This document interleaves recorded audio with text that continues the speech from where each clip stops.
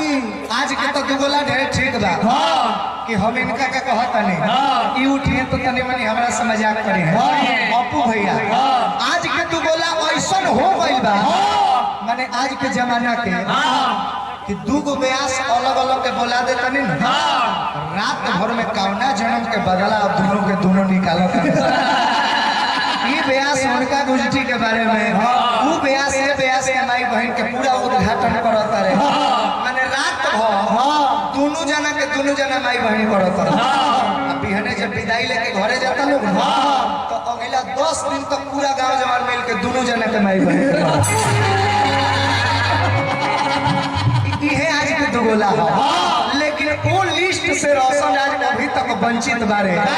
भगवान मंत्र कलश की ओह पृष्ठ में हमरो नाम आ खैर केकर नाम आइल बा हम ना बताए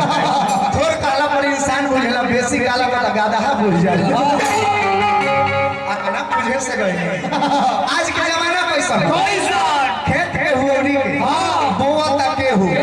ओझा बीमारी के लेके धोआ तक के हो अजाई ना रिंग बना गइल सन मोबाइल में बाजो तक के हो के तो टोर तक के सही बात बा आज के जमाना में दू गो चीज इतना तेजी से वायरल होइल बा हमार गाड़ी लागल है एगो भाई आके कहत रहे कि ब्यासी यूट्यूब पर कौन दू एगो हरिंदर भैया लगा बात कहले भाई हरिंदर भैया वाला हम कने दिया छ शिव चर्चा के एगो बात हम कहिले बोले कि तनी कहब ना तो आज के जमाना में बजरंग दल आ शिव चर्चा जितना तेजी से जोर शोर से चल रहल बा जौना के कोनो हद हिसाब नहीं बजरंग दल के वायरल होके के कारण एमे एको बाल बच्चादार लोग जिम्मेवार लोग होइले नहीं फ्री शरीर बा युवा नया चेहरा बा कटारी लेके शामिल बा लोग एही में जय श्री राम पिको पर 20 को डीजे साउंड लगा कर डायलॉग फिट हो जाता कैसे मैं इस देश का हनुमान हूँ ये देश मेरा राम है सीना चूम कर दिखा दूंगा इधर बैठा हिंदुस्तान है जय भवानी ई लोग ने जमौले अतले शिव चर्चा के खेला देखे के होके मेहरारू लोग के तो 10 कदम आगे बढ़ी ना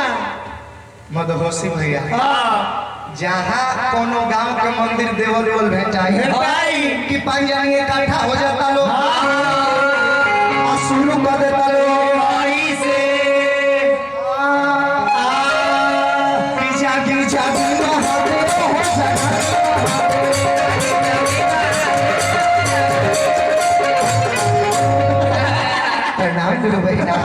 प्रणाम शिशिया बहन प्रणाम नीलम दीदी कोर लागता नहीं हरे हर भैया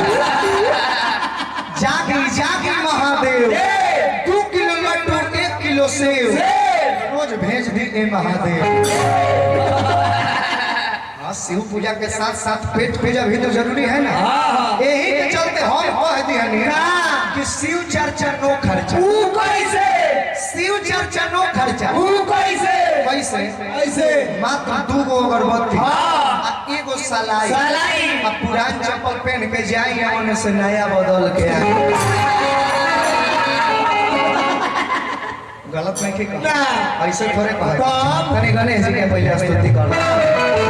बहुत ढेर पूजा पाठ में धामेली शुरू हो गई लेकिन बड़ा सुंदर हो जाए के नए मन लइया तो ढेर जगह बोले अब केकर पहले भाई हमरा पता नहीं है वो खातिर YouTube और डेट देखे के पड़ी गाना एगो बाजा रहल मार्केट कैसे हाय हाय हाय हाय कि कहत रे बाबूजी न रहे दे हम घर में कहे कि 4 बेरी और रहनी आवेला दिन भर में अरे तो हो गई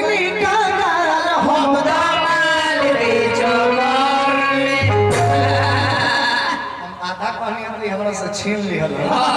ये रामायण में कोनो दोहा चौपाई हम बोली न तो लोग मुरिया नीचे गा लेकिन बाउर के कोनो क्लास ना होला निमन क्लासों पर आइला पर जल्दी अभ्यास कभी कवि जी कहिया बैठले बनी इतना दिमाग के लगावेला हाथना कवि लोग के माइंड चलत हम नहीं के देखेले जितना एक उम्र में कवि जी के माइंड चलेला नितेश ठाकुर जी यहाँ के लिखल गाना 1-2 दिन में रिलीज होके वाला बा गुरु हल्की घड़ी गौर करिए तरह गावे आवेला दुगोला के साटा लिख लेता रहा अभी गावे का सीखो वो जीत ही क्या जिसमें जीतना ही फिक्स हो बल्कि खेल में मजा तब ही आती है जिसमें हारने का भी रिस्क हो ऐसा व्यास बगली से गिर जाला लोग तो सोते हम ना उठे जितना देर उठावे में लगी सिखा पढ़ा के एगो नया कलाकार तैयार गणेश जी की स्तुति ऊपर बिरहिया गाज बनी कि मंगल बारा साहित्य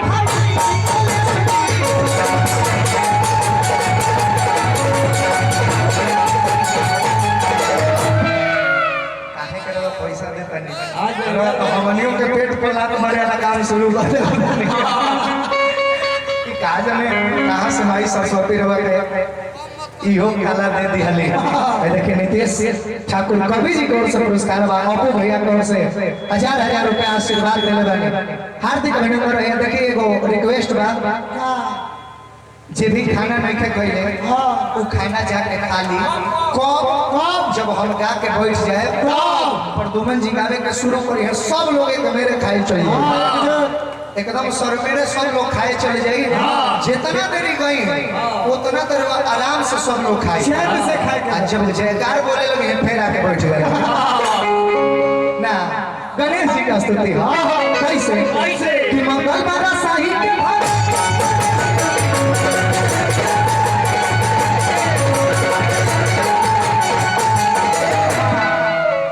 आज सुमिरा में खरी पड़े सजी